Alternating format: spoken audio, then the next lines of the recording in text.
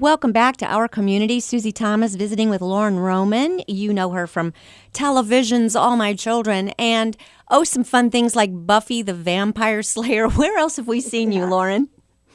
Oh, goodness. Well, Buffy is a big one. It's funny that it's picking up new fans now among teenagers who weren't alive when I filmed it. Oh, my. And it just cracks me up. And I'm like, hey, if that makes you think I'm cool so you'll listen to what I have to say, right on. I'll take that credit any way I can get it. The movie Grace Unplugged, that was a Christian movie several years ago. Yeah, really great story. And just some random guest spot things like Roswell, another show in that sort of Buffy era. And Nashville more recently. Oh, that's so that's sad. So sad that show got canceled. I know. I was still holding out hope. I was going to start a hashtag, Bring Back the Nanny. Did you watch the show? I like that. I've watched it intermittently, yes, but I really liked it. We need to bring it back. I like that hashtag, Bring Back the Nanny. Right. There was a storyline where Juliet hired a nanny without asking Avery. So he came home one night and there was a stranger holding his baby. And that was me. And that was you. Yeah. So well, I was really hoping, but then when it got canceled, I was like, sad. I know. No more hope for Bring Back the Nanny. Oh, it's just so unfair. The way that whole thing works, that whole industry is just so crazy. My kids were regular extras on something, and then the writer's strike happened, and then no more. So that was so fun, though, for a while. Okay, we need to talk about what you are doing now. You said the word platform. I love that because you've been given a very contemporary, these are all cool, very contemporary programs that you're talking about that people have seen you. And then you bring them to the message, and you have a way of using that platform, and you're not shy about it. Talk to me about that. Well, I'm incredibly grateful, like I said, and I think God has a great sense of humor that that he would use those kind of things because at the time I was pursuing my dream. It was I wanted to act. This is my passion. This is what I want to do. And little did I know, God was laying those pieces in place to help provide this platform all these years later. Because without that, there are a lot of people who have amazing stories, but having that sort of additional element, it just creates sort of a level of interest, like, wait, she was on a soap opera and now she's talking about sexual integrity and waiting for marriage? Interesting. Yeah. So there's that sort of intrigue factor, but also just using that skill set as an actor.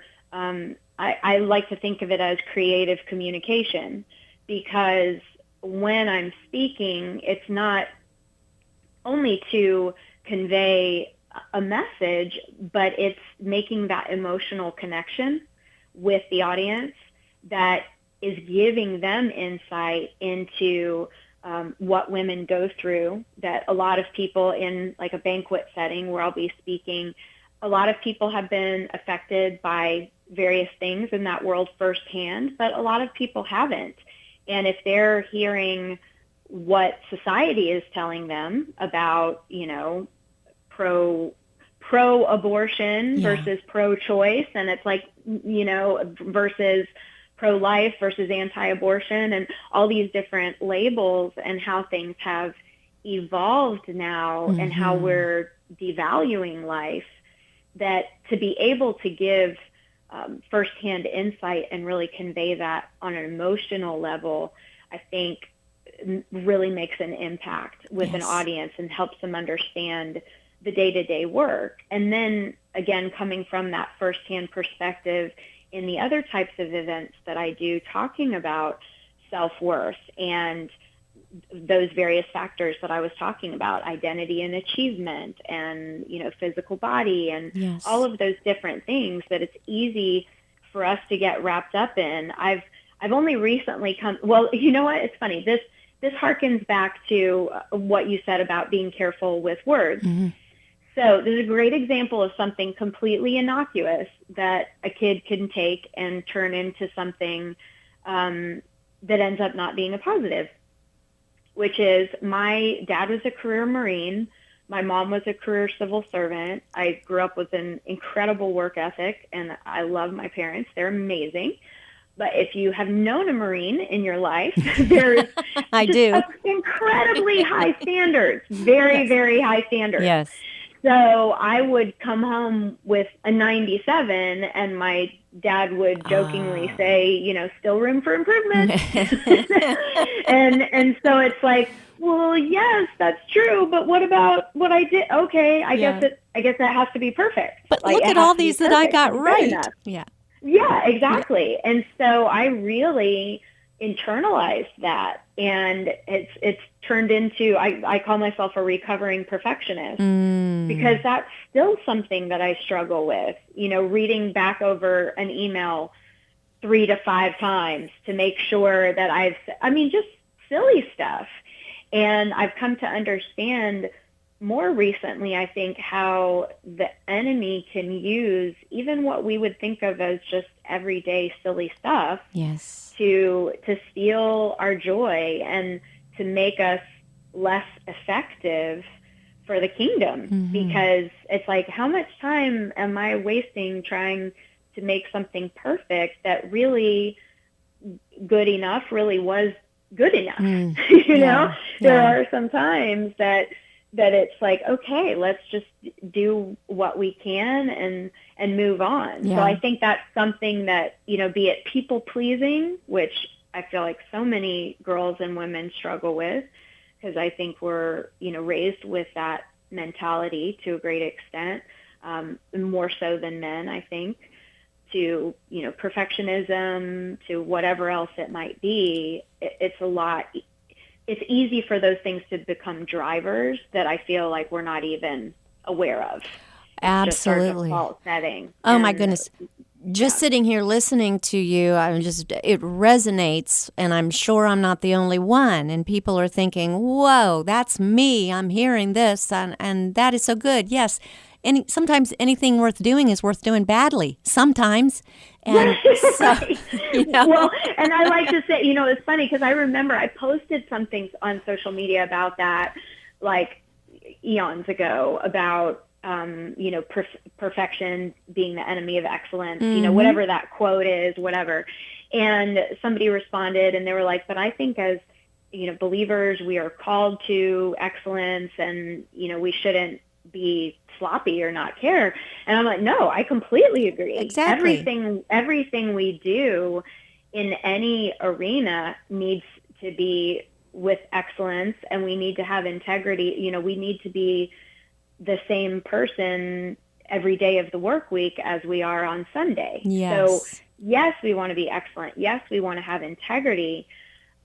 However, we're human and we're going to make a mistake, and we can't let it freeze us in our tracks. Exactly. And here's something else that might resonate with you. When I look back and think of all the times that I have held myself back from starting something or from stepping out, right, because I was so afraid to make a mistake. And that's what grace is for. You know, like, do we trust that God is sovereign? Do we trust that grace will cover us? And so to have that assurance that if he calls us to do something, to say something, to step out in faith, that we don't need to spend another 6 months, you know, trying to make it perfect before we even take a step. And I think, you know, there are some things that I wonder, gosh, did I miss out on that because I just perfectioned it to death to the point that I just, you know, it was like, then it was just too scary to try, because if I failed, then, oh my goodness, I couldn't live with that. Oh, that's so good. And we can trust God that he can fill in those gaps. He's able to, where we're weak, he's strong. And it's okay. Boy, I know everybody's going, I want to hear more of her. Well, you can. Thursday, November 7th, Lauren Roman is going to be joining us at Kent State University at Stark Conference Center. This is a free-to-attend banquet, but know this is a fundraiser to be able to raise funds, significant funds, to do the amazing work that Pregnancy Choices does in helping women and men who are facing a crisis or an unexpected or an unplanned pregnancy. And they do it through, and I think you even said those exact words, through prevention, through intervention, and then restoration at the end. It's amazing, the ministry, the full facet of ministry that they've got going on. Thursday, November 7th, 6 o'clock at Kent Conference Center and in Stark County. And you can get a reservation, ask for an invitation by calling this number, 330-455-7500. Let me say that again, 330-455-7500, extension 201. Say, I want an invitation to that banquet. I want to hear more of Lauren Roman. And of course, I'm looking at the clock, and of course, our time is all out. This went way too fast, but boy, do we look forward to meeting you in person and seeing you on November 7th. Lauren, thank you so much for joining us today on our community. Thank you so much, Susie. It was a privilege, and I hope to get to meet a bunch of your community in person very soon.